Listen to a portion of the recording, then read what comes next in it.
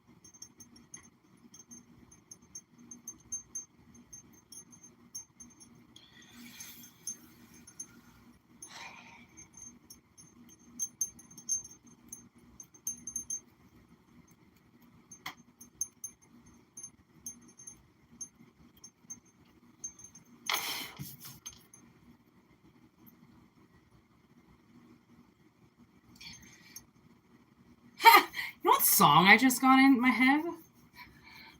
I haven't heard it for years, so I don't know where it just came from. But you know that song, Going to the Chapel and We're Gonna Get Married.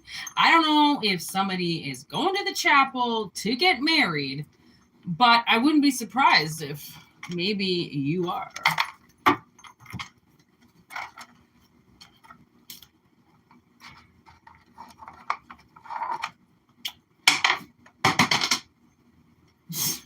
Honestly, I have been dropping so many things today, and I don't really know why.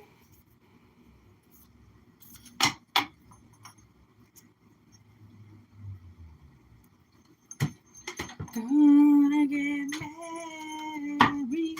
It hasn't gone away. Ace of Cups on the bottom of the deck. Oh. Wowly moly. What up, people in the chat?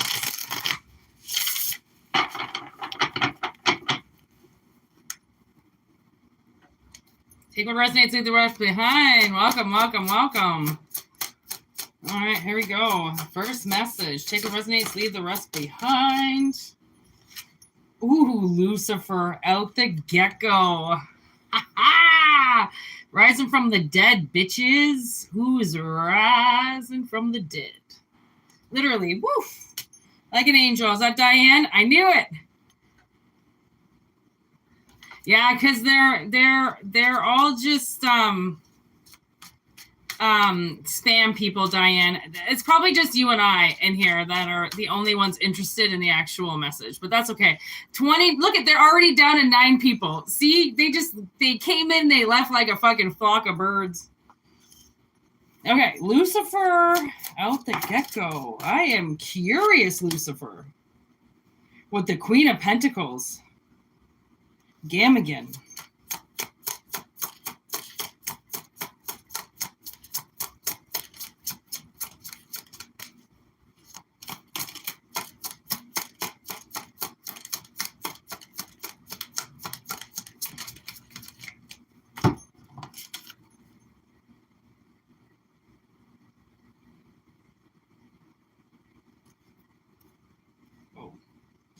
Nine of Swords and the High Priestess.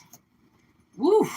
I'm not going to lie. Something just really friggin' heavy just went through me. A very heavy energy. Like if I was standing up, I might have passed out. That's how heavy this energy was that just came over me for some reason. I don't know. And like that could be Lucifer.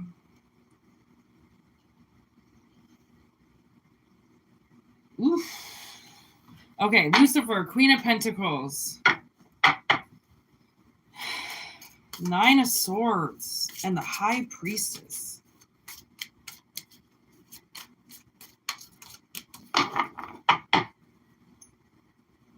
Oh, the World.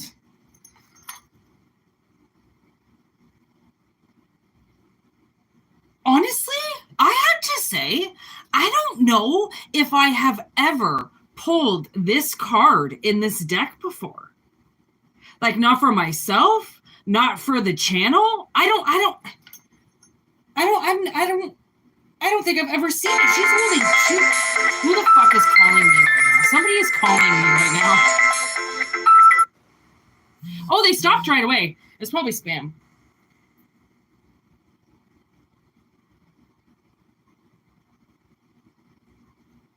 Like the world?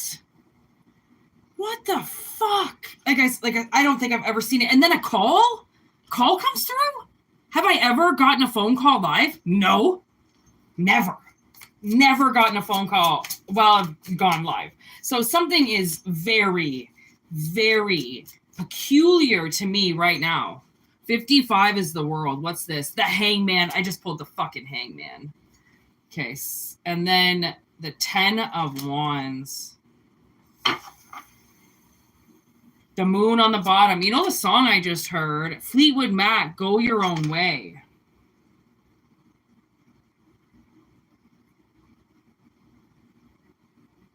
Seven of Swords on the bottom of the deck. Okay, so something is rising from the dead. Okay, I don't know what it is. I don't know who it is, but something is rising from the goddamn dead. Okay, and it's rising. I was watching Nosferatu last night, and they raised him from the dead. And now all of a sudden, I'm thinking like, wow, this is like weird timing. But you know, timing. It's coincidences that make the world go round, aka divine timing, because there is no such thing as coincidence. Okay, so the Moon brings the world. So somebody deciding to look at what the problem is as opposed to just hanging out in it. And then as I'm doing this, look at how this person's hand is. It's kind of hard to see because I'm going to keep it really dark because it's a little bit hot. But see how they got their hand kind of like out, you know, like they're going to serve a pizza or something. Okay, that's how I feel like what the hell is going on. Okay, I feel like somebody doesn't know what the hell is going on because it's like you either decide to see what happened and rise it from the dead. That's the thing. Okay, so this is the analogy I'm getting. A really long time ago, my ex-boyfriend and we got into a huge fight, like a physical fight, okay? And there was a restraining order put on him to stay away from me immediately, okay? And so in the morning, when we all woke up from the horrific events of the night, his mother came over, right? Because obviously he wasn't allowed to come into the house because I was there. We were living together. And so his mom came over, he had a couple of dogs, right? She came and got the dogs. And she said she left her number, okay, in the living room. And she goes, you know, she came in, I was still sleeping. And she's like, okay, Shane can't come back here. She's like, so you need to call me when you leave so then I can let him know, right, that you're not here anymore. And I was like, yeah, I fucking hated his mom. So I was like, yeah, fucking get the fuck out of the house. I don't want you here right now. And she left, whatever. And I had to go to the hospital that morning because my hand was all fucked up. I had to go to the fucking police department because I fucking ran into the back of somebody. It was like the worst day of my life, okay, the day that me and this guy fought. Okay, literally it was the worst day of my fucking life. I felt like it was a tower moment. My entire world changed forever. And so it took me like, I don't know, maybe an hour and a half or something. My hand was all bandaged up. So it was really hard to like pack my stuff and get ready, you know, with this bandaged hand and shit. So I finally got a hold of my parents. I went and did what I had to do. And like, man, like I said, it was probably an hour and a half, maybe 2 hours. And then I texted her I should have called her, but she said to just text her, so I did. I texted her and I let her know, like, you know, if she had come by the house at 10, I let her know, you know, that I was gone by noon, okay? And she messaged me back. It took me 3 hours to drive to where my dad was because my dad was up at the trailer. So I went and stayed with him. I had nowhere to go, obviously, so I went straight to the trailer and stayed with him. And so, you know, I didn't look at my phone. Like I only answered it if they called me or whatever. And his mom had messaged me back, I don't know, about 5 hours later. Do you remember back in the day when text messages first came out? Okay. If you sent somebody a long text message, do you remember how they would send it in pages? You know, you get 1 page of 2 or 3 or whatever.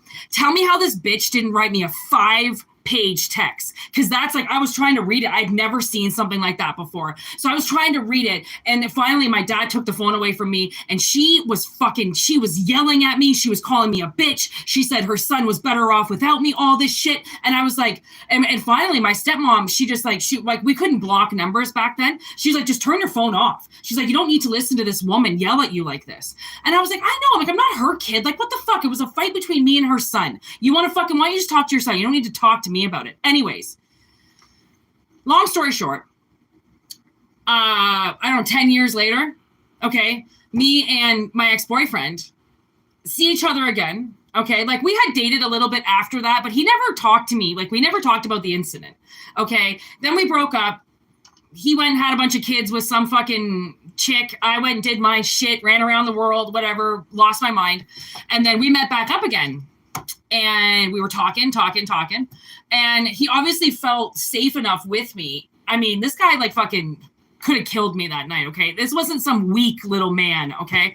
And he goes to me, he looks at me and he goes, I go like, well, you know, is there anything you want to talk about the past or whatever? And he looks at me and he goes, why didn't you text my mother that weekend until Monday? And I go, what? Text your mother Monday? What do you mean? And he goes, so like the whole fight went down on Friday night. Okay, so when I left his house, it was Saturday morning. His mother apparently did not tell him that I messaged him until Sunday night. Like midnight or something like that. She said she got the call from me. And I looked at him and I was like, are you joking? Like, is this a joke? And he's like, no, like he literally spent 10 years being angry at me for doing that to him because he had snakes. He had like tortoises. He had things that needed to be taken care of. Right. And my car was gone. Obviously, people were driving by, making sure my car, like, you know, and seeing that my car wasn't there. His brother went in and like fed something. I wasn't there. And I'm like, dude, all my stuff was gone. He goes, yeah, but you didn't message my mom. He's like, so I couldn't go back. So you know what his fucking mother did? His mother manipulated him to make him stay with her all weekend. Oh, so she could coddle her 30-year-old son after a fucking fight with his girlfriend because he had to spend 4 hours in jail in the drunk tank. Give me a fucking break. All the charges were dropped. He didn't fucking cry. He's the one that fucking told me he was going to kill me. Maybe he needs to fucking learn to choose his words properly. And when he comes home drunk and wasted after he's fucked around on me, maybe he shouldn't have came home. Maybe he should have went to mommy's house, but he didn't. He chose to pick a fight with me and then tell me he was going to kill me. I had every right to call the police. Okay. And then his fucking fact that his mother did that. And then it took him 10 years to tell me about it and to ask me about it when it was a lie. I was like, honey, I'm sorry to tell you, but I texted your mother. And like, that's when I remembered, you know, the pages. I was like, oh my God, I even remember. She sent me like, it was like a 5-pager. And he kind of looked at me like, we had all forgotten about the fact that the, you know, text message used to come through as pages, right? So we kind of like, he blanked out for a second and you could see his confusion. And I was like, Ma, you got fucking serious problems with your mother. I try to tell him how much his mother's coddling him and treating him like a baby and bringing him food every day. That's not how a mother is supposed to act with her grown son. Okay, you do not coddle your 30-year-old fucking son. Okay, like he's not a baby, but because she coddled him so much, he was a giant baby. And when giant babies get mad, what do? They rage. There was no reasoning with a baby. You either get temper tantrums or you get a cry fest. right? And funny enough, he's a Sagittarius, floating in between the two bipolarist fucking attributes you could possibly have. I mean, that guy's personality went from Dr. Jekyll to Hyde in like fucking 10 beers. Okay, he always changed who he was. I never knew who I was going to get most of the time. Sometimes he was this great, nice guy. Other times, fucking nightmare. Would lie to me the entire night. Would go off and do blow the entire night, fucking lying to me, and then come home and like think that he was the best boyfriend in the world. When I hadn't even seen him for fucking 6 hours. Like, learn how to treat a woman or don't fucking try to be with a woman. You know what I mean? So that's the analogy that I'm getting with this story. Okay, with this, whatever this is going on. What I feel like is, okay, that's kind of where I'm going. Is like somebody might say something to you, okay, and they might ask you why you did something 10 years ago. And you're going to go, what the heck are you talking about?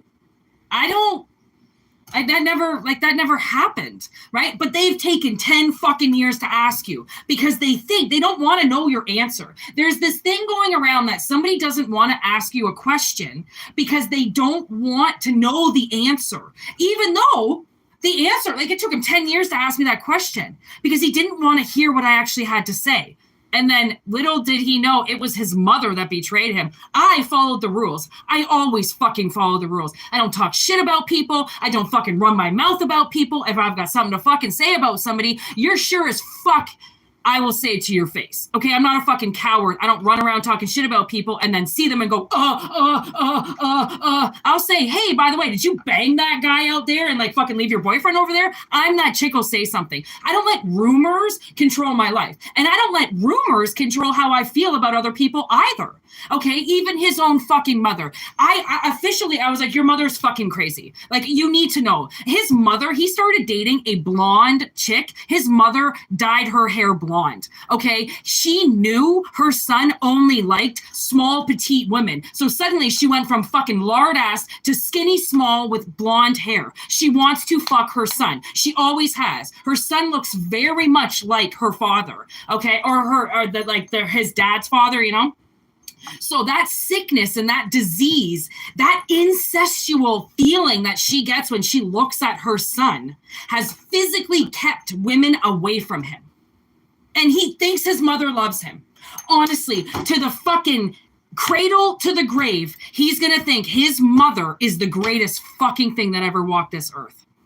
When I look at her and I see demonic presence all over her. She is not a mother. She is not loving. She's narcissistic. Okay, she's abusive. She love bombs. And then when you don't do what she says, she gets angry at you and stops talking to you. What is that? A narcissist. If they don't get their own way, you're punished. Correct? Okay, so I had to get out of this energy because I fucking hate his mother and like the manipulation that she does with her fucking sons. Like, I actually can't stand it. And like there is actual times where I've decided not to be with people because of the way their family is. Because I'm sorry, you want to sit here and fucking hang out with your parents all day long? Like, are you an adult or, you know, are you a child that still has to hang out with mommy and daddy all day? Like, what the fuck are you doing? Spread your goddamn wings. Get the fuck away from your mother and father. Like, oh my God, my stepbrother can't fucking live without his mother all day long. My own father moved beside his parents. Like, who the fuck does that? Who moves in beside mommy and daddy? Not down the road, beside the house beside. He's 270. His dad is 272. Okay, like that's sick. Okay, there's something fucking wrong with that. And then, you know, the whole coddling thing. Okay, parents who feel like they have to protect their children, be overbearing with their children, are most likely obsessed with their children. Okay, I am never going to be a fucking parent to a fucking human, so I don't know what this is all about, but the manipulation that I have physically seen parents do, especially mothers with their sons, oh, it's disgusting. It's disgusting. My mother actually called my sister and I incestuous because we live together while she is living with mommy and daddy. Who's incestuous? The one living with mommy and daddy still when they're in their 70s, or their daughter who can't afford rent on her own, so they have a 2-bedroom apartment and she's on that side of the wall and I'm on this side of the wall. I'm sorry, are we fucking? No, we're sisters. somebody is so just like, there is this rumor that has been going around for a long time that me and my sister have sex, that we're not actually sisters, that we're lesbian lovers. Okay. And it's the most disgusting thing I've ever fucking heard in my life. And you know what it is? It's people putting fantasies in their heads because me and my sister are very attractive. Okay. You want to know how attractive we are? On a scale of 1 to 10, we're both fucking 9s. Okay. And somebody hates that so fucking much. I don't judge myself, but for some reason they do. They judge me on everything. And then they see my sister standing beside me. Oh, she's also really attractive. Well, they must be fucking. They must have some type of incestuous relationship, right? Because they live together. Like, get a fucking grip. Honestly, it's people's fantasies. Like, it's just fantasies that they make up in their heads, and they go around their small little shitty incestuous towns and go around running their fucking mouths. And then you look like the bad guy, and nobody wants to ask you the question. No. By asking you the question, then they would have to know the truth. There was also a rumor that went around for years that my sister was gay. Okay? And you know who said the rumor? You know who started the rumor? Her husband. Okay, they were boyfriend and girlfriend at the time. He moved her up here. Everybody thought she was so good looking. Oh, she was so attractive. And he went, oh yeah, she used to be a dyke and I changed her. Oh, she used to be a dyke. Her best friend back in the day used to be a lesbian. We all knew her. Everybody knew her in the town. She was great. She was so nice. Okay, I never fucking touched her. My sister never touched her. Okay, and apparently, you know, her fucking ex-husband Dan just ran around town calling everybody, saying to everybody that my sister was a lesbian and that he changed her. And you know what's sad about that is that I had friends, I fucked somebody that knew that rumor and said nothing to me about it. You know how sad that makes me? And they still won't say anything. They just sit there like cowards because they don't want to take the blame for something that they started, they orchestrated, they sent around for years, and now all of a sudden, oh, by the way, yeah, it'd be nice if you fucking apologized. Okay, I don't need to know why you did it. I just need to know that I know that you did it. Okay, I know these people did it. I'm not fucking stupid, but why? Why did they not say something? Like, same with him. You get so fucking scared about asking the truth. Like, what do you think people are going to do to you? Punch you in the face? Get angry with you because you asked the truth? I mean, seriously, like if you think you're going to get your ass kicked by asking somebody the truth, you really have to center yourself because you deserve the truth and you deserve all of it. And if people don't want to give it to you and they want to run away like little cowards, but secretly stalk you and watch you all the time, but have no fucking balls to say anything, then they deserve to be on the curb where they're fucking sitting. You go live your life, fucking go get laid, go get a great job and fucking flourish while they watch you, because they're watching you do everything. And they're never going to say anything to you. They're going to watch in the shadows like cowards, knowing that what they said was all a fucking lie. Isn't that so sad? Honestly, like that's the message. Like I do not want to talk about that ex. I do not want to talk about any fucking exes. I really don't like talking about my past in general. But like the fact that his fucking mother did that, I was like, honestly, like I've basically stayed single because of men like that. Those aren't men. Those are little boys. Those are little boys dressed in men's uniforms, walking around like men, but they're little boys on the inside. Like it really fucking sucks because those are women too, walking around like they're women, having kids, acting like they deserve to sign all these contracts, and then they're fucking dudes on the side, or they're fucking crying all the time. I can't go to work. I can't handle this. I signed all these contracts and I can't handle it. There's this one guy that I watch, honest to God, every week he gets another animal. Every week. It's like, what kind of trauma do you have to be living in that as soon as you get settled, you unsettle yourself again? Because that's really what he's doing. You know, he gets settled with a new pet and then boom, the next week he's got another pet and then he's unsettled. And then he gets settled and then boom, he gets another pet. Suddenly his whole schedule is unsettled. People who are, you know, who suffered seriously traumatic events when they were younger will traumatize themselves like that. They'll get comfortable and then they'll fuck themselves. They'll get nice and comfortable and then fuck themselves. That's trauma. You know, I mean, I couldn't believe how many people that I know that had kid after kid after kid and then just didn't stop. Why? Why do you keep having them? Why do you keep unsettling your life? Stop saying that you're doing it for somebody else when I know for a fact you don't fucking want to do it. Don't say that you're having kids so then they have brothers and sisters. You either want the being to be there as your daughter or your son, not so then your son or your daughter can have a fucking playmate. That's not the reason why you have children. Like your kids aren't some fucking pawn to suddenly play with each other. Like, it's like, you know, somebody has to like fucking face the truth. Okay, because the truth is, seriously, it's knocking on somebody's door, and if they don't answer, then they're going to go jump off some other cliff because they don't want to know the truth. My stepmother runs from the truth. She runs from what she did. She runs from the truth. She can't handle a single fucking thing. You know what that is? That's a coward. Cowards don't watch this channel. Okay, because they wouldn't have the balls to watch this channel. They wouldn't be able to sit there and look at me and listen to me and go, I don't agree with anything she's saying. I just want to sit on my ass and do nothing. Cowards wouldn't do that. So if you're watching this channel and you don't fucking ever move your life, please turn me off, because I do not like working with people that sit on their ass, make fucking complaints about everything. They see the truth, but they don't want to acknowledge it. They turn around, they walk away. They think about people all day long, but never call them. I don't want cowards around. Hence why I'm single. Do you think I want some stupid fucking coward in my life? No, I don't. If I did, I would go down to the bar right now, fucking wrap my legs around some fucking vulnerable dude, which there's hundreds of them out there, bring them home and probably be able to marry him. Like, I'm not single because I have to be. I'm single by choice. Okay? So remember that. All right? Be single by choice. Do things by choice. Not because you're waiting for somebody, or not because you don't know how to get your shit together. You are single right now because the world is telling you you need to be single right now. And if there is somebody around you that you want to be with, you better tell them that you want to be with them, or watch them slowly fade away. You know, but then don't complain to the universe if you don't jump on something. Like, you know, when...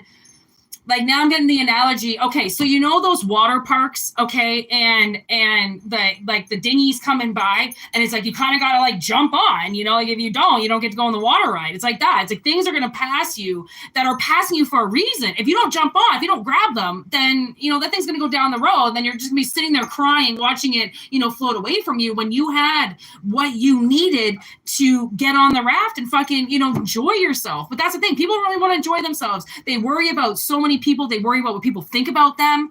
Okay, why do you care what other people think of you if you're getting laid? Why do you care what other people think of you if you now suddenly have a palace, okay, with a ball-in car and everything you want in your life? Like, people are always going to hate you. They're always going to tell you that fucking whatever it is that you do, they don't like this, or they don't like that, or you're dumb, you should make this move. Everyone's going to appear smarter than you, and that you don't know what they're fucking doing, blah, blah, blah. And it's just like, okay, yeah, whatever. You just don't want to know the truth.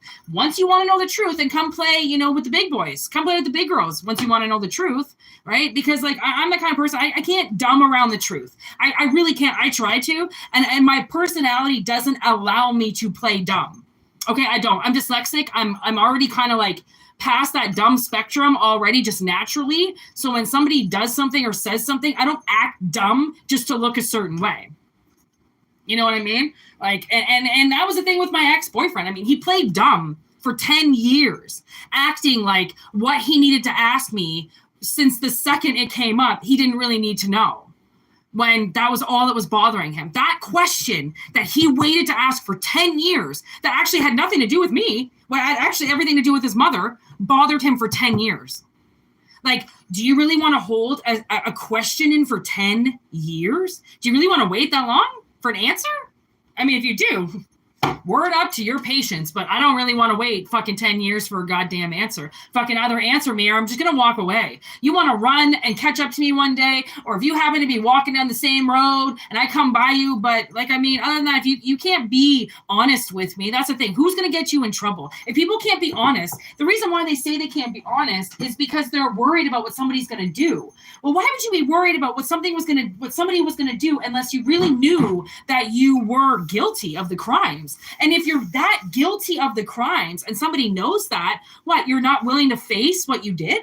Then that's another coward move. Like, if you want to do things, like if I was going to sit on here, you know, and like I always do, bash my parents. I mean, and they came on and they were like, Whitney Flint, blah, blah, blah, blah. Who the fuck do you think you are? Talk to me. And then I just ended the live like a coward. I'd be like, actually, yeah, let's talk. What do you want to talk about? That's the one thing that I know, that my fucking father will never, ever fucking press charges against me for harassment or fucking calling him too much or fucking calling him an asshole or fucking talking shit to him, because he doesn't want to get me in that courtroom with everything he's done to me.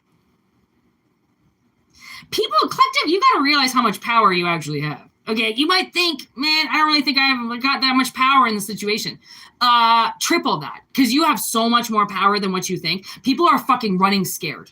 You have some truth in you that somebody is dying to know and they don't want to ask. but yet they're dying to know. Like, how does that make any sense? Is it some type of twisted fucking idiot that's like literally spinning himself in a web of lies? Or somebody that's so fucking scared that literally they have to go get their diaper changed by mommy if they find out the truth because they might shit themselves? Like, really? I mean, honestly, like what did people do to have to find out such a brutal truth? Like, what did you do? You know, like, I mean, when I figured out what my stepfather did, again, that's not my, like, it's my truth, but it's not what I did. You know, it's what he did. So it's like whatever I feel like this person did. And again, like, Shane thought I did something. He thought I purposely fucking manipulated him when I didn't. His mother did. Okay, so just remember that. And now I'm getting a whole like Friday the 13th kind of vibe on Jason's mother. And I think to myself sometimes, like, you know, if Jason had stayed alive, you know, would his mother have turned into some like fucking psychosomatic fucking mother that just told him what to do all the time? Like, considering what happened when he accidentally died, like, Jesus Christ. It is getting super freaking hot in my room.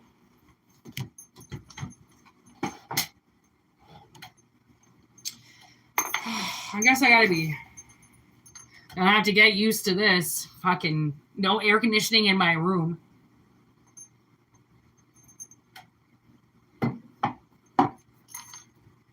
$31.10. All right. I feel like I don't know how many readings I'm gonna have in me because I'm fucking hot. Okay, Wonder of the World with Book and Twins.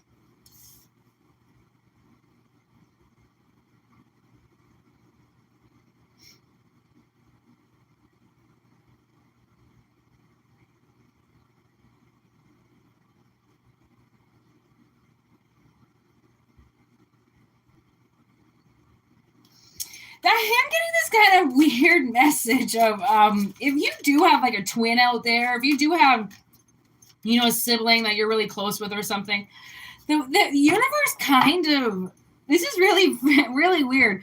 Children of the Night on the bottom. I kind of feel like Spirit wants you to possibly write a book, okay, about your childhood, possibly growing up.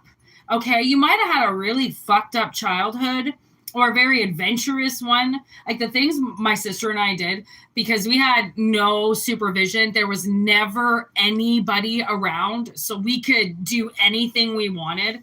You know, I think there's quite a few books that my sister and I could write from our travels since meeting her at the age of 3 years old and continuing our journey together all the way until 40. There's quite a lot of stories that we can tell. Okay. So I feel like something you have to say is a little bit larger than what people are used to. I feel like not everybody knows, you know, like starvation, poverty, abuse, being treated like an animal. Not everybody knows that, you know. I find, I mean, more often than not, I feel like people lived very sheltered lives that were around me anyways. I always felt like I was the most exotic one in the crowd all the time, right? Everybody others like lives seemed so mundane compared to mine. We always moved. There was always something drastic going on in the family. It was never just chill, you know, in my house or in my family ever. There was always something going on.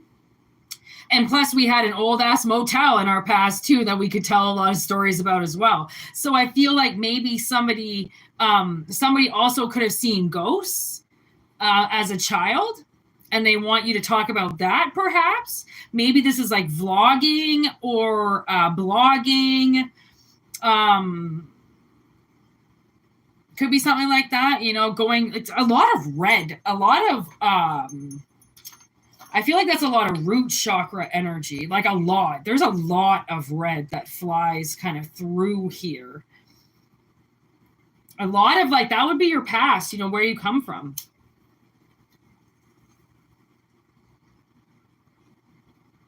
Could be root chakra trauma.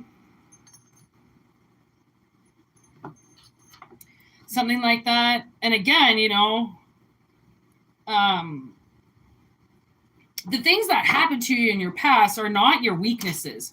They're a lot of your strengths because it's where you came from. You know, it's what you learned from. It's what you grew from, right? So I feel like if somebody feels like, you know, talking about their past is like weak, you know, or like people don't want to hear that, or, you know, heal your trauma. It's like, once you're ready to talk, like once you're ready to write about it, I feel like your fucking trauma has healed. Okay, your trauma is healed. But it's like now you can, like, I can talk about things that happen. It doesn't bother me. I don't get all weepy-eyed, you know, like I used to. I mean, you know, if I had to talk about, you know, my stepfather a couple of years ago, I mean, I wouldn't even be able to get through a fucking conversation because of how much it just, you know, I reacted towards it. But now that I'm healed, it's a lot different. I can, you know, I can talk about things. I can, you know, give advice about things. I can do things now with what I survived versus how I was a couple years ago when the wound kind of first was exposed. So, you know, spirit might be telling you that, like, it might be like traumatic right now, what it is that you're going through because it's fresh, but give it a few years, right? Or give it some time and heal it. And you might change your mind about that. You might suddenly, you know, something might just start flowing out of you and not stop. Like I just saw somebody, you might want to, you know, invest in like a typewriter and just start typing. Just see what happens. You know, see what happens. There's help me. I feel like it's going to be a form of therapy. I feel like there's still something inside of somebody that wants to come out. Okay. And with that trauma and where you want to go in the future and how you are in the moment, that all combined together, I think is going to make a really good story. Or, you know, my sister, she's been working with this movie director for a while, writing a movie. And with the, like, we just went through this awful ice storm. We call it the ice storm of 2025. Okay. She's writing in things that happened in our past, like good things, bad things, you know, and this writer is just like soaking it all up. And he's like, oh my God, what happened next? As he's like writing, you know, what happened in this story, you know, that she's telling, where we went through something in Calgary, or we went through something on the road, or we went through something here, or, you know, power outage, or our family, or where we grew up. You know, he seems to be incorporating what was turned out to be his next, like he writes movies about schizophrenia. She filmed and was in a movie with him, where he talked to a plant the whole time, and she was the girlfriend. And now he thought he was going to end up writing another movie like that. But now that she's, you know, they're having these hangout sessions and she's talking about her life, and he's going, oh my God, okay, we got to write that in the movie. Okay, well, we got to put this in the movie. And this like 5-minute movie has now in his mind become like a 20-minute short film. And it's incredible, you know, like you start writing with somebody, or you start doing something with somebody, and like you can do anything you want. Like this guy films movies in fucking apartments in like the size of my bedroom in Toronto. Okay, like whatever he needs to do, he will do it. And it's really nice that he's choosing to write this, like, because I mean the film that he did with my sister before this one, he didn't write with her, and he has a girlfriend that he lives with, and he couldn't write this movie with her. She was the wrong energy. And then he thought of my sister and went, oh my God, you know, my sister's got this little edge, right? And that edge is what he needed to do this writing process, right? Because he doesn't have an edge. He hasn't lived very much. Well, it's not like he hasn't lived, but he hasn't gone through many things. You know, there are people out there that surprisingly have had like kind of like mediocre, kind of cushy lives. Not because they meant to, but because their parents were really fucking good at their job and didn't freak their kids out and fucking make them worry about things, and they held their shit down. So, you know, this person holds their shit down and never really went through a lot. So like seeing you go through stuff is like, okay, we could write not only one book, but like 5 movies just from what you told me about what happened last year. Okay, because that's the thing is like, you wouldn't believe when you don't have support and family around you. I mean, if you don't, you know, I'm not saying, I don't know if you do, but you wouldn't believe how hard the world is without that support. I mean, you are on your own with everything. There is nobody to help you. There is nobody you can call. You just end up calling everybody until somebody picks up. You know how many men on the side of the road have given me advice, or in garages, or I've walked up to at Home Depot and asked questions. Okay, there was this one guy that I just went walking up to at Home Depot because I thought I went to high school with him. I was like, oh, you went to my high school? And he's like, nope, I went to this high school, but I'll help you. And I'm like, fuck, you look familiar. And he helped me with all my generator fucking questions. It was just like, I felt bad for him. I'm like, are you an electrician? He's like, no, I just really know a lot about generators. I'm like, I almost kissed him. There was this guy at Honda. We have a faulty starter in the car, and we have this like way of being able to start it. But all of a sudden we're sitting at Honda because we had to get something looked at, and it wouldn't start. And so this fucking guy, I'll never forget, Demetrius, he goes, can I look at something? And he was having a smoke, just staring at my sister and I. And I knew he wanted to say something, but he didn't want to, you know, fuck around with anything. He's like, he figured we knew what we were doing. Till finally he was like, can I just try something? He's like, you can't get it started. And I go, you know, we have this thing that we do. And he goes, he sat in the car. I was in the passenger seat. He sat in the car. He looked at me and he just started wiggling like this. And then it started. I wrapped my arms around that man and started kissing the whole side of his face. I didn't know who the fuck he was. I'm like, and now we've got this new trick on starting the car, because there's, I mean, it's a shitty starter, but who the fuck wants to put a new starter in their car? That's like 8 hours of labor. The fucking part itself is like $300. It's fucking ridiculous, right? So now we got a new way of starting the car. And I hugged him twice and kissed him. Okay, just for advice. That's it. Like, because I don't have a dad to call. I wish I could call my father, but his wife might pick up and go, your father's busy with me, and hang up. Okay, so I don't have any of those people. So like to have people help me or give me advice, or want to actually listen to me, or where I've been through, or the fact that I was homeless or thrown away or molested, is like, sometimes those people, I mean, there's nothing fucking wrong with me, but I'm not really normal. And like, I can't really date anybody normal because they look at me like I'm a fucking freak. Oh yeah, and some people that are so normal, I'm the most fascinating thing to them. You just never know.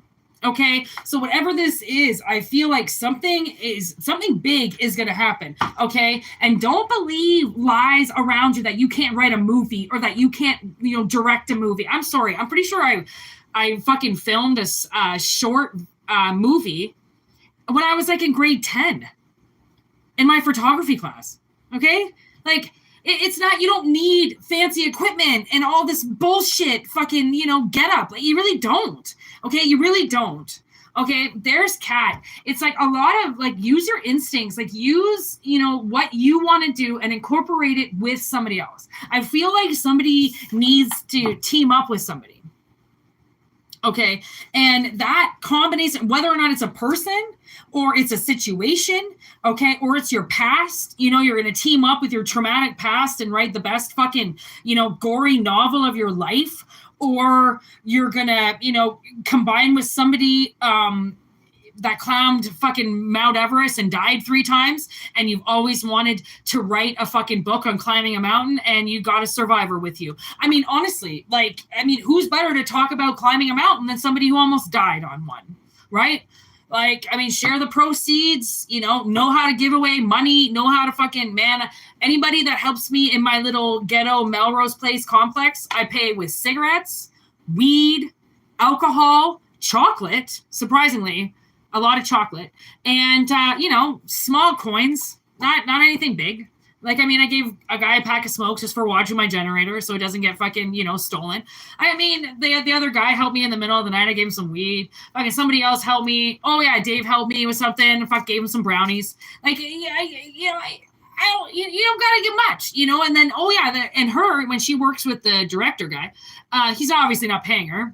Okay, so he feeds her. Every time he feeds her, he makes some food. Okay, he buys her some beers. They sit, they chill. She never has to do anything. She never has to go anywhere. He comes to town. He sees her. Okay, like, I mean, if you want to work with somebody, then be willing to kind of go all out, you know, and because if you can't pay them, then pay them in other ways. Okay, or whatever this is going to be. It could be something that maybe you have to keep your job because you might not get revenue from it. I mean, think of the people who made the Blair Witch. Do you know those? Okay.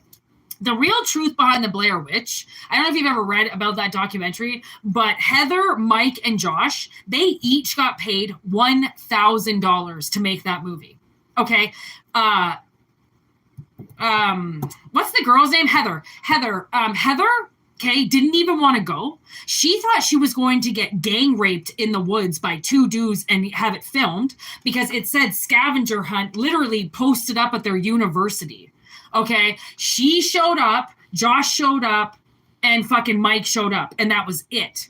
Okay, they made Heather the director. They fucked with everybody. They gave them, like I said, each got paid $1,000. That's it for that movie. Do you know how much money that movie made? Because he put it into a small film festival, and it got picked up.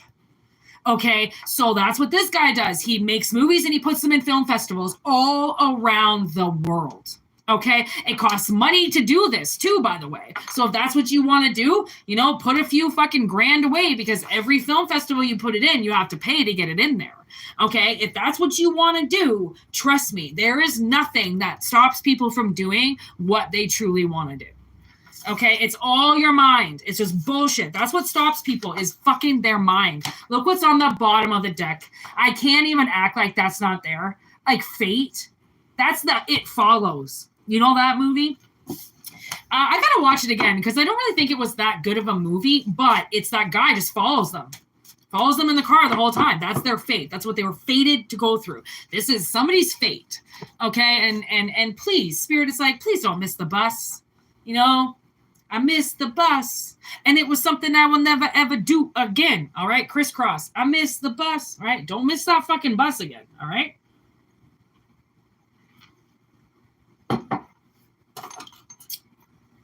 Ooh, let's pull the magic box.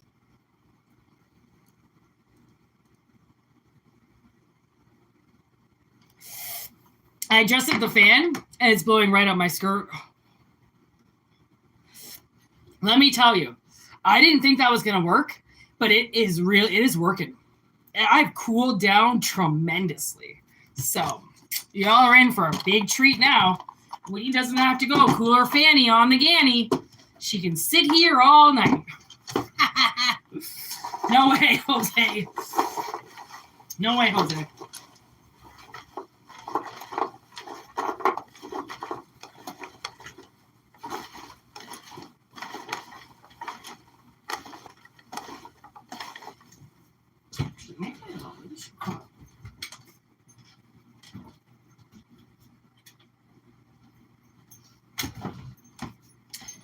So hot in here, I'm going to turn off my other snake's light. I feel like she won't come out because it's too hot.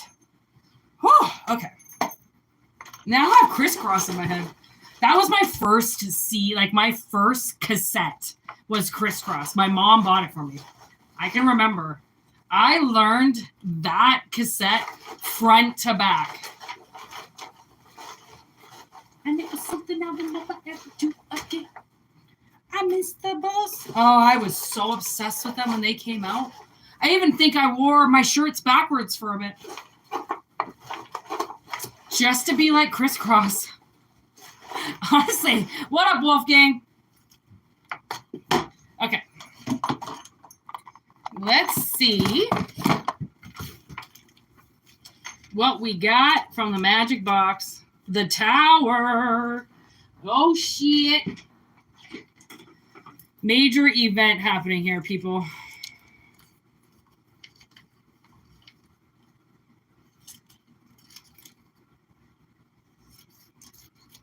Some of these freaking cards, I have to trim. There's just too much paper on there. Okay, the tower is coming down. Everything that could go wrong is going to go wrong until somebody walks out of this goddamn tower. Fulfillment. Oh, I'm going to cut this one too. All right, trim it up. Trim it up. I'm getting this message from Spirit. Like somebody's, I don't know, trim it up. Trim your toenails. Trim your fingernails. Trim your friends list. Trim something up, okay? Because something is going to fuck up until you notice what's going wrong. There's fulfillment. This is a sign that all of your needs are being met, that you are close to achieving your goal.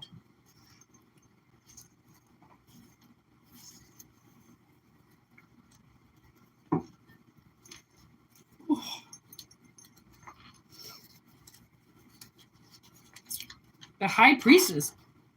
Instinct, reasoning, and cunning.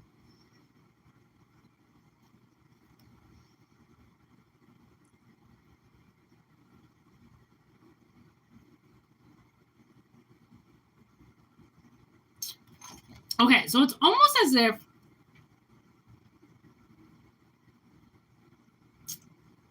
okay, I'm going to read this because I feel like there's something somebody needs to hear. The High Priestess sits between the light and the dark. Her wisdom is balanced. Her eyes and ears are attuned to what is hidden below the surface. She possesses a keen sense of intuition and the ability to discern right from wrong. Her wisdom extends beyond what is pleasing to others. She is draped and adorned in fineries, but not restricted by them. Her feelings are free, uncaged. She is surrounded by the illumination of stars, representing deeds that bring on good favor. Sparrows suggest the joy found in little things. Okay, so maybe, okay, there could be a shift happening in somebody's life, and it might be a slightly uncomfortable stage. Okay, there's the Magician. Readiness. Okay, so it might be slightly uncomfortable. Okay, but it's uncomfortableness sometimes is exactly what we need. Okay, there's abilities.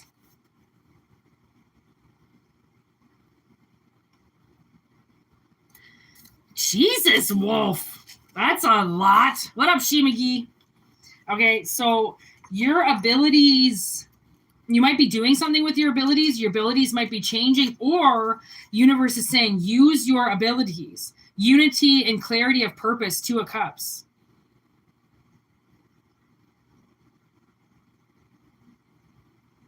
Symbols of world harmony. So sometimes, I mean, sometimes when we hold on to things in our life that no longer serve us, it's like we start to shake at the knees, okay? There's Halloween. There's no such thing as the boogeyman. Confront the situation head on. Okay, there's something is going on. I'm getting this very strong sense that people are scaring themselves out of things, okay? And instead of confronting the situation, they just keep running away. And again, that's not going to do anything for you. It's not going to do anything for anybody. Running away from your problems or running away from somebody is never going to be good, because I mean, you can run away from them all the time if you want, if that's really what you want, but like, just know you're going to die and be face to face with them. Eventually something is going to happen and you're going to be face to face with them. And then what are you going to do? Like, I mean, that's the thing, is like, there's nothing wrong with, you know, feeling as if you can't control something, or if somebody's going to be around you, you might lose it or something like that, or you don't want to see somebody because you simply don't want to see them. But then there's this other sense of literally being a coward and watching, like, literally, this is what happens when people don't listen to the truth. They watch their whole world break down and never say anything. They will just continue, okay, to watch the world shake and shatter, and the world knows, like, all they're waiting for is for somebody to admit that they were wrong. That's all they're waiting for, and people won't admit when they are wrong. I don't understand. Like, I don't know why you know, some of these things are going to keep coming up, but it's like somebody has, like, they have to use their abilities and confront whatever this tower is dead on and get their fulfillment. Okay? Like if it's one of those things that like you just don't want to talk to somebody about something, or you don't want to confront your boss about something, or, there's something going on, but you keep kind of hiding in the shadows with it. There's no such thing as a boogeyman. There's no such thing as something that's going to come out and hurt you. Like somebody is they have to start listening to their inner voice, because they're kind of being fucked with, and they're letting their head fuck with them. That's the thing. Like, get out of your head, try not to just sit there and stew. I mean, keep yourself busy, keep out of your head. Honestly, I really feel like somebody has to get out of their head. Okay. Like their head is going to fucking kill them. There's the spider. It's like, trap that shit now. Get out of your head, okay? Like, it's not a good place to be stuck in. Somebody's really stuck, okay? There's Judge. Judge. My dyslexium's crazy right now. Because my lips are a little chapped. I can't pronounce my words when my lips are chapped. Okay, Jaws. We're going to need a bigger boat. Preparation is key. Your own preparation most of all. So I'm telling you, the tower is going to fucking come down, okay? And you've got to be prepared for it. It's almost like you should have, I don't know, maybe somebody's about to fucking give birth or something, and they still haven't packed their overnight bag. Okay, like pack that shit. Okay, get that overnight bag. Now I'm seeing enough. J-Lo. Somebody might be running from a fucking bad person. Okay, there's the King of Swords. Okay, so when this comes into your reading, it suggests approaching your situation with logic, checking your emotions, and seeking expert opinion if needed. Literally. Okay, literally. Somebody's got to, like, stop thinking so fucking emotionally. Like, somebody's emotions are just, you got to get out of this emotional boat. Like, I feel like a good cleanse. I feel like this could be some type of demonic presence, okay, that is just making somebody cry all the time. Like, for one, honestly, it's good to cry, it's good to vent, but then let it fucking go, okay? Like, I mean, cry it out and then move on. Cry it out, move on, okay? Do some Reiki healing, honestly, alchemy healing. She has a fucking video for everything, okay? For breaking black energy, for breaking powerful curses, hexes, generational stuff. She's got readings for connecting with yourself. She has readings for any chakra healing, all chakra healing, okay? I mean, abundance readings, change your fucking life, change your luck. Like, you can do Reiki for everything. Reiki is now going to be my new goddamn magic. You want to hear me talk about magic? I'm only most likely going to talk about Reiki now, because Reiki is energy that allows things to move. It's how we heal. It's how we channel. It's so much energy on the inside, okay? It's on the inside of the world. You need to tap into that energy, because it's all around you, giving you answers, and you have these abilities to get these answers, but you're not tapping into your high priestess because you're a guy, or you don't think you have high priestess energy, when the world is literally like, we're talking to you right now. We just gave you a sign, but you ignored it, because they're in this energy. Someone's in this energy where they fully believe that nothing can change. They don't want anything to change. There's a situation, they don't want to deal with it. They're just going to keep putting it on the back burner. You keep putting that shit on the back burner, and I mean, that's like leaving cracks in your foundation. If you want to keep, leaving the cracks and walking away and pretending like the cracks aren't there, one day your house is just going to come falling down. Because again, to pretend that something is not going on is ignorance. That means you're just being ignorant to something right in front of you. And seeing the truth, but going, no, there's simply no logic. There's more logic behind what you're seeing than you think. If you were to just take your fucking emotions out of it, and trust me, I can get very emotional over things, so I realize this, and I need to check myself with this tone, like I'm doing right now. What the fuck does emotion have to do with this right now? It doesn't. It's logic. It's facts. It's information. Either strategize and use it, or go cry under a fucking blanket and get over it. Okay, that's the thing. People don't get over things. Okay, they get under them. and they get comfortable under them. And then they start sulking, and then they start crying, and then they start giving up their independence. And now they can't do this, and they can't do that. Now they have to act like mommy needs to come and, give them a bottle and rock them to bed because their world got shook. People's worlds get shook all the time, all day, every day. And I'm not saying that whatever it is you're going through is not a shaker, but it's like sometimes we baby ourselves so much that it's like, did you realize that yeah, you got a bruise, but it didn't hurt. You don't have to act like it hurts. You don't have to act like, just because something shitty happened, it has to ruin your day. Like, no, it doesn't. That's your frame of mind.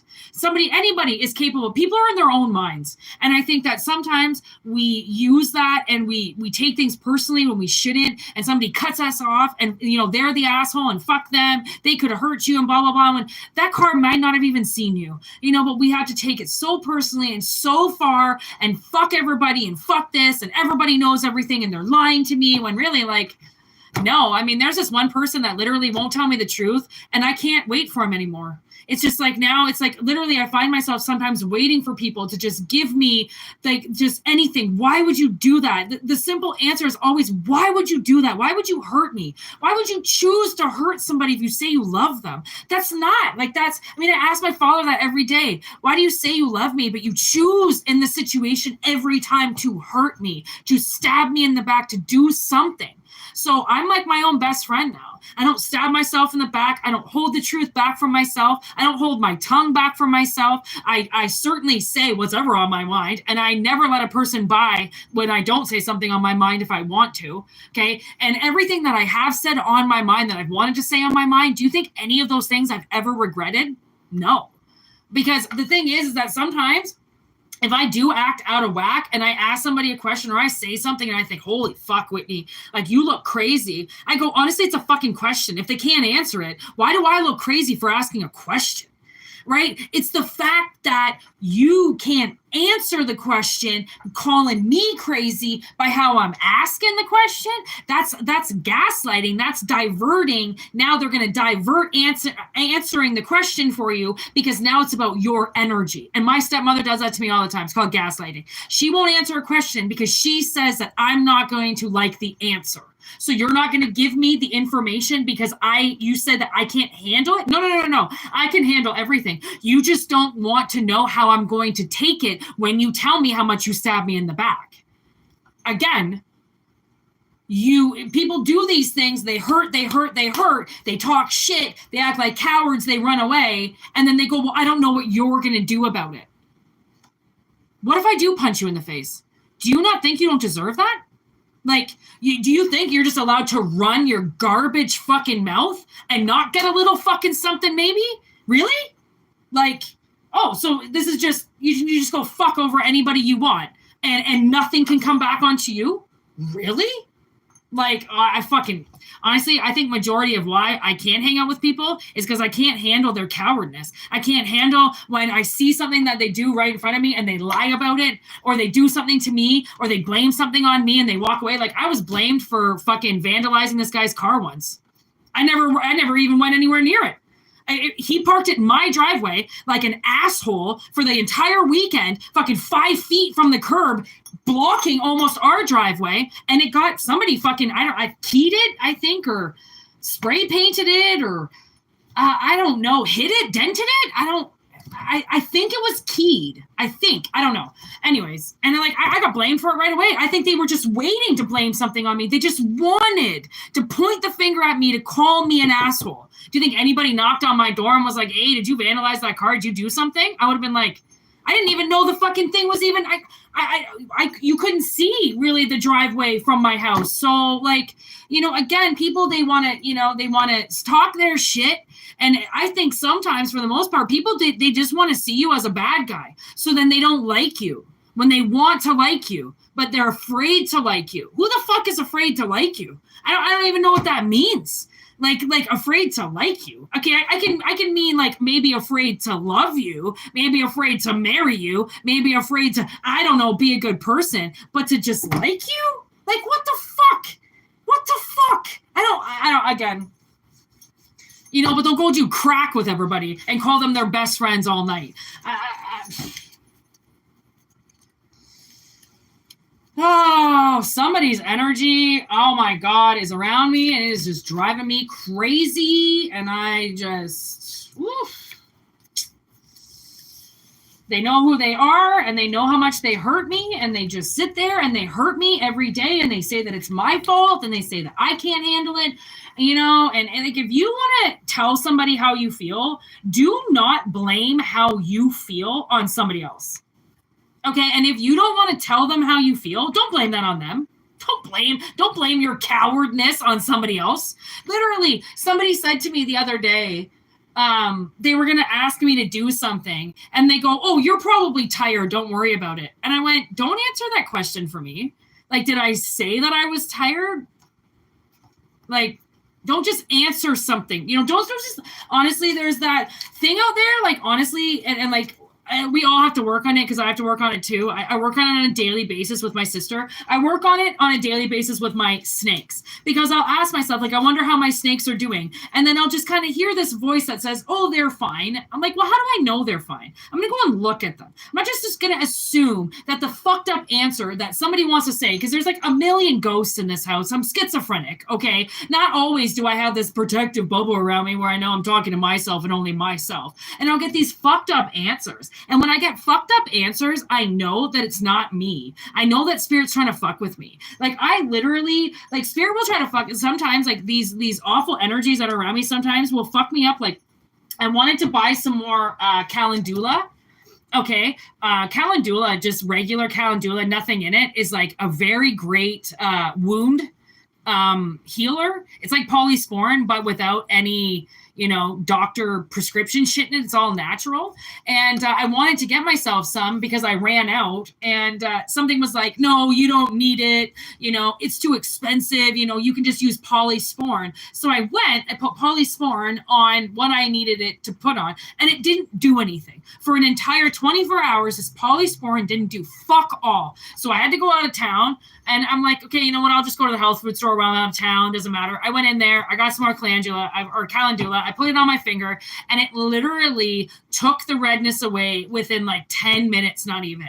And I'm like, you fucking told me to use polysporin. Fuck your fucking polysporin. I know better than that. I know to go out and buy the $40 fucking calendula cream, because that's what's gonna fucking work. Not your stupid over-the-counter bullshit that's fucking cheap that you want everybody to fucking buy, and just come in here like fucking sheep and buy all your bullshit when I can buy natural products that do way better than these over-the-counter things. Like, I make all my skincare stuff. I make my deodorant. I make, oh yeah, I don't even use tampons anymore. Fuck that. I won't even put those chemicals in my body ever again. Like, there are things that I do now that I don't even use toothpaste anymore. I use hydrogen peroxide. Okay, my breath doesn't smell at all. You don't need that little blast of mint for 2 seconds. Just get some fucking mouthwash, which you can make by scratch too, and use fucking mint, like mint leaves and wintergreen. Oh my God. It's like, and cloves. It's like the best mouthwash I ever made in my life. Again, why would I, like, you know, like, going all natural, like doing it the way that you want to do it? Don't listen just because other people do things. And then when you do them your own way, don't listen to other people who say, oh, that's weird. Oh, that's weird. Why would you do it that way when you could just do it the way that everybody else does? Yeah, I can also get a 9 to 5 like everybody else does, but I choose not to, because I'm not like everybody else. You can be a sheep. I'm a fucking wolf. There's a difference between the two of us, okay? And the people who are sheep will never know what it's like to be a wolf unless they get out of their little sheep clothing and become a fucking man or become a woman. You become a man or a woman, independent man or woman, regardless if you're in a relationship, you are now a wolf. You are not a sheep following everybody around, okay? Oh...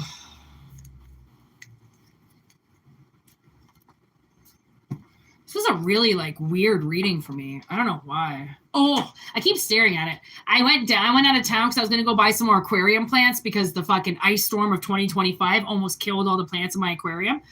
But they didn't have any, but look at what I got. I got a Venus flytrap. Yeah, bitches! There's these fucking brutal little flies that live here, and they go through the screen. You know those? They're not fruit flies, but they're just a little bit bigger than a fruit fly. So I put it right by the window. I'm hoping she's just going to catch everything with her little fucking paws. I'm so excited. Okay, so I made this Venus flytrap out of clay. I don't know. Like maybe, I don't know. Maybe I couldn't find a Venus flytrap anywhere. So I made this one out of clay. And it's super fucking cool. I made like the little thing for it to sit in, little vines and stuff. And then my sister has a tarantula. So I put the tarantula's legs in there after she molts. So there's a couple tarantula legs in there that I've glued. And I cleaned up my altar and everything today, and I put my Venus flytrap out, because actually this was my second Venus flytrap. The first one, there's a little paw right there from the first one. I gave it to my sister because I wanted her to have one in her room, and then I made this one kind of a bigger version for my room. And I put it out on my altar today. I kind of forgot about it. And I went, oh, my Venus flytrap, I forgot about you. Like, right? And then I went into the aquarium store and those were just sitting there. I'm like, how fucking awesome is that? Like, I haven't found one of those in so long, that the ones I've always, like, the ones I've been able to find over the years, they were like on the verge of death. Like, always on the verge of death. And I'd be like, I can't fucking buy that. Like, I'm going to be so bummed once it dies. But this one, I have faith for this one. I have like good faith for this one.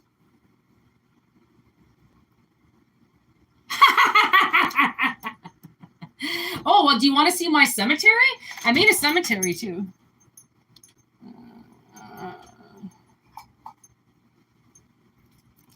I was going to show you guys this the other day, but I forgot. Oh yeah, look at, oh, this is Wolfgang, you're a reaper. Actually, I have a light right here. So this is my cemetery that I made out of clay. And there's the reaper of the cemetery, right, with his little safe. And then there's the old oak tree. Okay, and then obviously we've got the stone garden in the middle there. And then I've got this gargoyle right here. He's got a little fence around him. And then there's a bunch of little graves. And then actually there's an open grave right there with some bones in it. And then, yeah, there's a couple trees, and this is what I do with clay. Isn't it cool? Yeah, thank you. I'm pretty talented, y'all, okay? That's why I got this light thingy here. It's got this magnifying glass on top of it, because surprisingly, like, when you do stuff like this, like, my eyes start to go cross-eyed. So that's just like, oh yeah, and then it's all trimmed all around with rocks. I made all these rocks and trimmed it. It like almost kind of glows in the dark too. Yeah, pretty cool, eh? I don't know, I was thinking about making them and then maybe selling them sometime, because they're so much fun to make. You wouldn't, like, oh man, you wouldn't believe how much fun I have making these things. Like this one that I have is this little mushroom garden, and it's just like a little mushroom garden on a log. And all those little tiny mushrooms I made, obviously all by hand, and then it just sits on this little log, and it's just like, that's how intricate, like, and tiny my hands can do. Like, I can do the smallest work with my hands. I wish my hands were a little bit smaller, but unfortunately they're a little bit big, and they have arthritis in them, so it's kind of getting a little bit hard to work with them sometimes. But whatever, I'm breaking through barriers every day. All right, I know, I have a feeling I probably could sell them. I just don't know who would want to buy stuff like that, but you never know. You never know what the world will buy. Oh, yeah. You guys know I make these ashtrays, right? I've shown you these ashtrays, right? So my little teacup ashtrays. Okay, so right here, you put your little thing to scrape, you know, like, obviously it's a weed ashtray or whatever you want it to be, right? And then you can scrape, and then it has its little mushroom hat that goes on top. I love these. I love my ashtrays. And actually, I know that people would buy these kind of ashtrays. So there's just so many things that I can make with clay that, like, there's only so many places that I can put them in my room, right? So, like, I kind of stopped making them because I didn't know what else I was like. I gave a bunch of shit to my sister because I'm like, can I just make you something with clay? I need to get laid.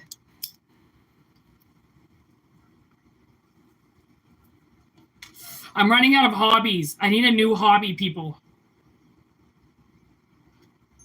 Sex on Sundays, you know what I mean? I have been single for 10 years. 10 years.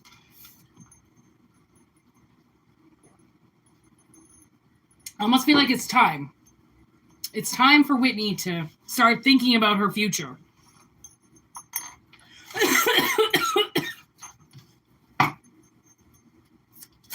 Ooh.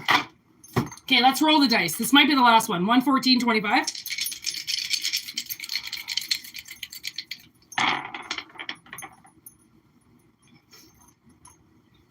Ooh.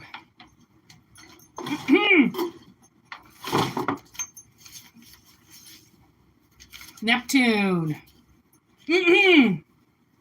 Okay, we have Neptune in the 5th house with Cancer. Ooh, Leo. 5th house, pleasure.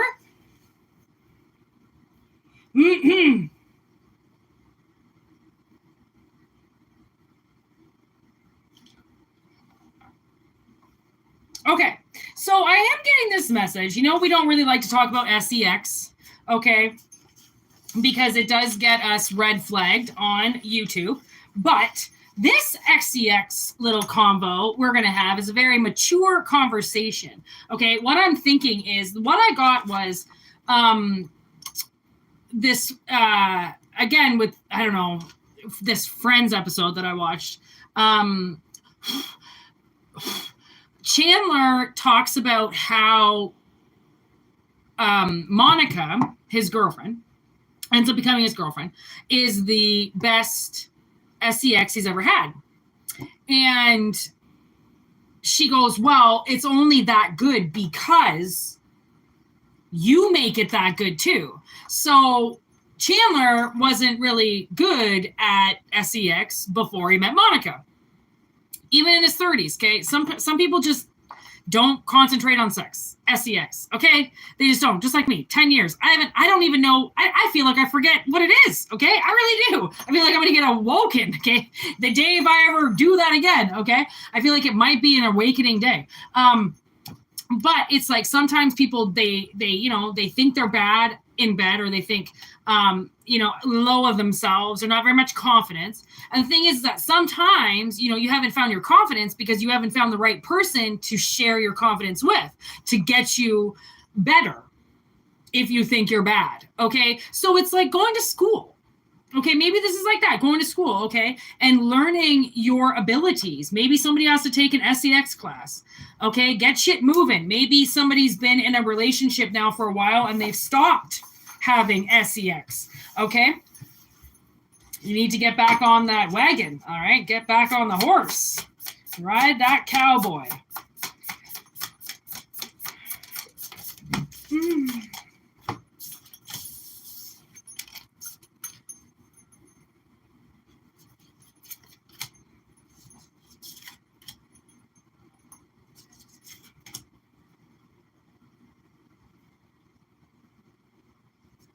Okay. This is exactly what is happening. Honestly, I really feel like somebody is having, like, obviously it's in collective's energy. Okay. Somebody's having a hard time with their heart and their head. Their heart and their heads are conflicting one another. Okay. So we have the Magician. Okay. Which is basically, are you going to allow your heart to go into the air, or are you going to put something into, where you're walking? Okay, so the Magician presents its connection between the heart and the mind, okay, which is where we move to the 4 of Cups. You see how she looks kind of fucking terrified about that cup that's behind that tree? She doesn't even want to know that it's there, okay? Or she would have gotten up and turned around to get it. Instead, she's kind of like, all right, well, I know it's there, but I don't want to look at it. Okay, there's the Hermit. Okay, again, you see how she's got her back towards that Hermit light. Okay, she got her back towards it. She's looking at, is that the moon? Yeah, she's looking at the moon, all confused. Okay, but also the Hermit is about, kind of developing yourself. Okay, finding your inner light, finding your inner wisdom, speaking to yourself, allowing your soul to guide you. Okay, through the in-between, through the darkness. Okay, with the Devil, it's like somebody is trapped. Okay, and they're looking at their demise that they created. Okay, they had hidden answers and hidden wisdom that they didn't want to share. And when you presented your offer to them, hopefully, possibly looking for some type of barter system, I'll give you this, you give me the information, bada boom, bada bing. And they still, they really, I think they could have got mad at you. Okay, their first instinct could have been, why are you asking this? Most people just sweep things under the rug. Why the fuck are you asking me? Because again, their heart and their head, you can't ask them something to do with their heart because their head is going to get angry about it. Because their head and their heart are not jamming together. Their head is with the Devil. Honestly. Like, I don't even know if a good cleanse will do this person. Like, oh, man. Oh, I can't close my eyes because the visions are too much. You know what I saw? I saw the KKK hats. Like, what the fuck? I don't want to see that shit. That's like, why am I seeing KKK hats? It's like they're being controlled, systematically controlled by a group of people? Or are they racially attacking you like there's some group of bullies? Were they part of the group of bullies? I'm doing this as I look at the magician. Maybe they're part of the bullies. Okay, and the only thing is they joined a group of bullies and they like you. So they joined a group of bullies, and that really fucked them over because now they're known as the bully. When I think they just joined the gang because they just didn't know where else to go. But it doesn't mean that they necessarily wanted to be in it. They just had nowhere else to go. So now that maybe this is your ex or something, now that it's a possibility that they could have an opportunity with you again, they're going to have to explain possibly why they rejected you. Like, I think this person rejected you. And the thing is that I feel like that was like the worst mistake of their life. And then, they rejected you and then they joined the group of bullies. Thinking maybe that would help them, get over you. Like I said, people don't get over their problems. They go under them. There's the Moon with the Three of Wands. I think they made some very drastic decisions under very hasty energy. And I think they're very confused now because of those situations. And most of the time, people don't even understand how far an apology will go. They will just hide and hide and hide their strength on the bottom, but in reverse. They will hide and hide and hide as if they have absolutely no strength over what they did. Like they will just hang out with the cowards for the rest of their lives. And I don't think they really want to be there. But if they don't get out of this mess and trap that they made for themselves, right? They either fucking just go for it or they don't. I mean, the way that I kind of see this is somebody, trapped somewhere. Okay. Like this is obviously analogy, but I mean, I don't know if it's happening in real life or not. But I kind of feel like, you know, if you were kidnapped and the kidnapper, I don't know if you've ever seen Black Phone, but you know how he always leaves the door on, like he always purposely leaves the door a little bit open to get the kid to come up the stairs so then he could beat him for breaking the rules. Okay. Well, now it's like, yeah, this is, I don't know if you've seen that movie, but it's super creepy. Okay. I haven't liked Ethan Hawke since I watched that movie. And I used to love Ethan Hawke, and now I fucking hate him. It was creepy. I don't like it. And what I'm getting is literally like, because then he does leave the door unlocked, or he falls asleep. I mean, regardless, there's a time where I think he leaves the door unlocked and he doesn't realize that he did it. Okay. And that's going to be this time, you know, these captors are going to leave the door unlocked, and that's your chance to get out. And what are you going to do? Just sit there? You know, because that's what cowards would do. The people that are too scared. But at the end of the day, most people end up coming up with face-to-face with life or death. You either choose to live and fucking live by that choice and say, fuck people. You got to protect yourself. You got to hold your ground. That is your life. That's your kingdom. That's your money. Those are your people. You either, you know, like protect your life, or you reject every offer that comes to you to get out of the cult. Because now I kind of feel like maybe this is kind of like, you know, a little CULT, you know, little cuckoo for Cocoa Puffs, little red flag. All right. Like, this is kind of fucking creepy. And I kind of feel like somebody does not want to be there, but then there's that, well, then where do I go? If I don't have these people, where do I go? And it's like, honey, you find new people. Plain and simple. You find new people, okay? You find new people. Because apparently there's this Ace of Cups sitting right there. Oh, wow, okay. Yeah, you go to a fucking shelter. That's usually what the Five of Cups or Five of Pentacles is about. You seek refuge somewhere that will take you. You know, like anybody that is in a rough situation, you run for your life when you want to live. When you want to die, you stay and get tortured. When you want to live, you run. You don't care if they catch you. You don't care if they kill you. You don't care if they hurt you. You have to take the chance when you take the chance. Like, I already know. I mean, for the most part, I don't think anybody, you know, knock on wood, would want to kidnap somebody like me, because I'm that person. I'm the one they make movies off of. I don't stop until I would be out, or I'd be killed. I wouldn't just sit there and take it. You know, some of those people that are kind of like crazy that will just sit there and be like, well, we got, you know, meals given to us every night, and at least we've got a blanket. No. Okay. Either I'm free or I'm nothing. There is no in between. Okay. There is no in between. There is no in between. I would fucking kill.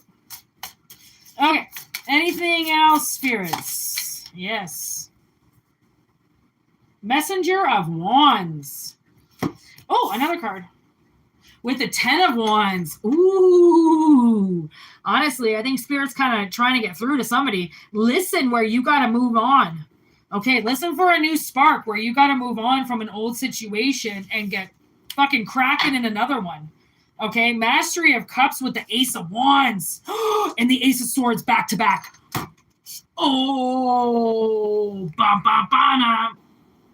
Okay, that's what you need. That's what the Messenger of Wands needs. Okay, is that fucking wand. And you just got it. You just got your reason. You just got your spark. You just got the idea. You're going to get it. 8-8 now. Okay, that's divine as shit. Okay, that's fucking divine. There's a lot of clarity coming to somebody. Okay?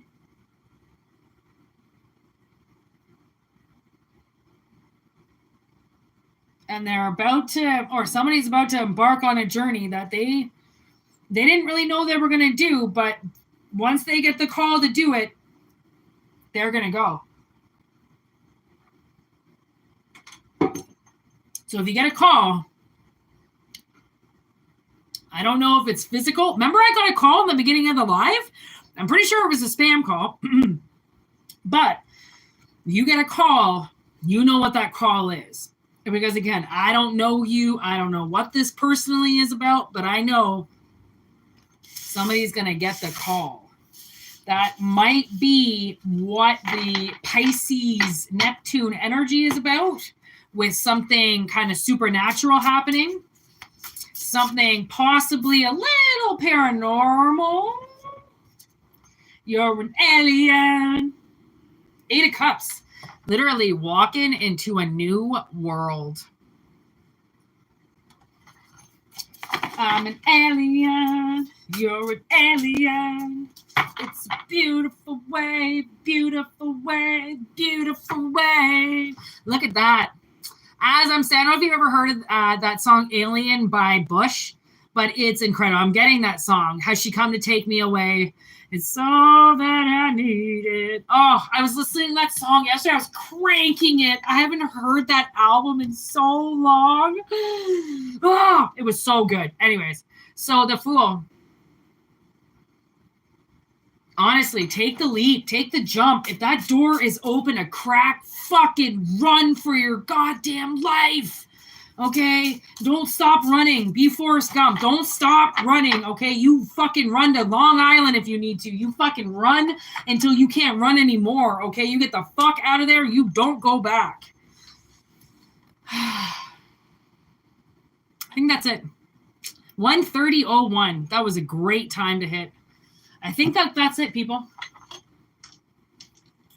Beautiful wave. 6:30. Yeah, I feel like I can. It's all about me, people, and when I can sit down and chill for the rest of the night. But 6:30, man, I tattooed my sister twice today. I fucking drove out of town. I got a Venus flytrap. Like, what the? So much has happened today. So I have got to simma, all right? And like I said, I wasn't even going to go live today, but I really wanted to go live because I feel like there's just this energy that really needs to either get its ass moving or fuck off for good, you know? So, like, I want to channel that energy, right? Because, like, that's the energy of you know, things that either are going to, you know, disrupt your life for no reason or are going to disrupt your life for an actual event. Okay, so there's going to be a lot of that energy where I just kind of get restless and I'm like, okay, there's definitely a lot of messages that come out because I feel like a lot of these energies end up following me around until I channel them. So picked up some heavy Angela energy today. Yeah, this is the one I got today by St. Francis. It's got vitamin E in it as well. The other one, this is the other one that I bought. This one I couldn't get again. I know it's backwards, but that's the this brand. I don't know who it's by.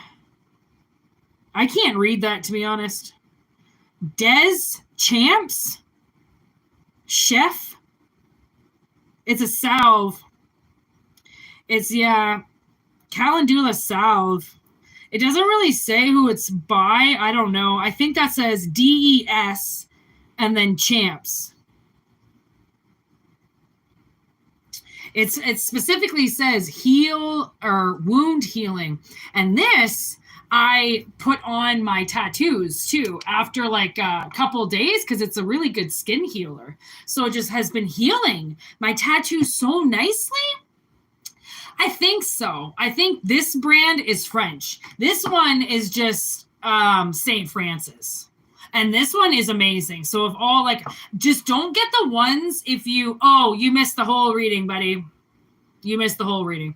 But if you do, like, just get ones that don't have all that pharmacy shit in it. Okay, like get ones like this only has natural ingredients in it. The other one had so much shit in it. Actually, this has quite a lot of non-medical ingredients, but it has calendula, and it has 2.5%. And I'm pretty sure this one's going to be a lot more potent than fucking 2.5%. But it doesn't even say. To be honest, yes, Des Champs. That's who does make them. 371 milligrams of it. It doesn't even say how much is in this one. But it worked really well. So I'm just kind of going by how well it works. I don't really care if it's just a pure salve or not. I'm going to probably start making it, but I got to go buy calendula flowers. Some people pronounce it as calendula.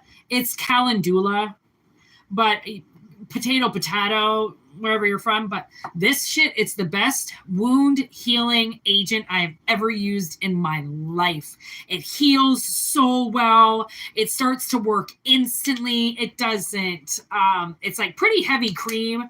It's not oily. It stays on really well. So for cuts and scrapes, and even I got burnt myself yesterday, fucking pretty bad on my arm right here. And, put that on it for a couple of days and it's almost gone. This stuff is like a miracle. So instead of using the old poly stupid sporm, use this shit if you can. Unless it's really infected, obviously, then, put an antiseptic on it and then this cream. But don't use that fucking stupid shit over the counter. It's so bad for you. It just does nothing. It's just Vaseline, okay, with some active ingredients that do nothing. So au natural is the way to go, baby. If you really want your shit, like, infectious free and, like, good healing. That's the thing, is you want it to heal good. So, peace out, everybody. I'm going to go eat something and have a good day, all right? And thanks for being here. And I will see you all tomorrow. I will be back and doing this tomorrow. So I will see y'all when I see ya. And today was a little bit late, so tomorrow will be obviously earlier, but peace out. Thanks for being here. Thanks for liking the video. Thanks for being here. Thanks for commenting, everything you do, and peace out. All right. Word to your mothers, everybody. Be good.